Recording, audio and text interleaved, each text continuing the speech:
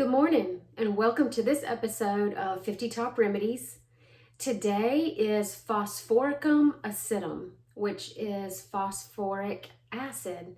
And phosphoric acid or Phosphoricum acidum is very well known for a lot of mental conditions, but also hair loss. So there is a protocol where you can use this every 3 days for hair loss. And I believe it's phosphoric acid 200 every 3 days, but don't quote me on that. I will put the protocol right here so that you can see to make sure that that's correct. I'm going on memory right now as I'm recording. So let's talk about all the things that Phosphoricum acidum is good for.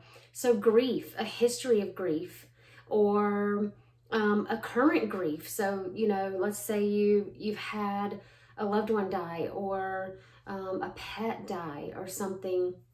Now, phosphoricum is not the first one that I would go for grief. I would actually go for Ignatia or Natmur first, but if you go and read the Materia Medica on phosphoricum and it fits really well, then absolutely use it. It does have grief. It also has homesickness. So think of the person who's gone off to college, or going off to school somewhere, boarding school, or camp, like a summer camp. Maybe if they tend to get homesick, or if you tend to get homesick, then take that along with you, Phosphoricum acidum. And I would do a 30 or maybe a 200.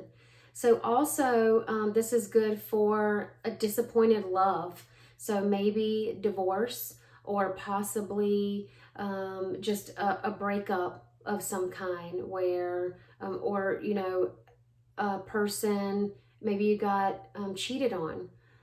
Any kind of disappointed love, then Phosphoricum acidum would be great for that. So this is mental weakness. It has apathy. Being apathetic in the kingdom of God is really never okay. So I'm not saying that if you're apathetic and spiritually that you should take Phosphoricum acidum. You should seek the Lord. But just thinking about apathy in general, I can't think of a time when it's really a good idea to be apathetic. We need to be active in our minds and be helpful to those around us and stay sharp. And so we sharpen each other.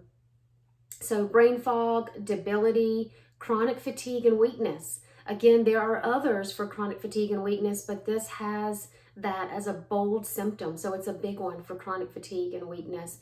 Emaciation, dehydration. So think about the stomach virus, or working out really hard, or working outside and sweating a lot. You might think of phosphoric acid when dehydration occurs. So this has profuse perspiration, and diarrhea, anemia, hair loss. Again, I already said that one.